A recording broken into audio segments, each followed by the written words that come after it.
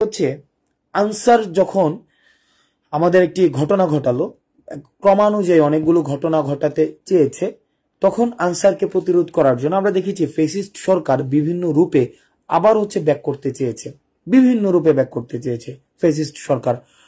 কখনো কখনো দেখবেন আপনি কমেন্ট সেকশনে কিছু কিছু কমেন্ট আসে, যে এরকম দেখা যায় কমেন্ট সেকশনে লিখে যে এত সুন্দর সাজানো গুছানো দেশটা ধ্বংসের জন্য তোমরা দায়ী থাকবা। তো এই কমেন্টটা রিপিট হইতে থাকে, রিপিট মানে আফসোস লীগ, এটার একটা নতুন একটা নাম আফসোস লীগ।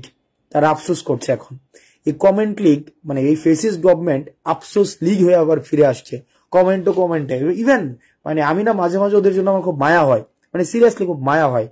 এই কারণে মায়া হয়, সেটা হচ্ছে যেটা ক্রিয়েটিভ নিজে একটা কিছু লিখবে সেটাও লিখে না।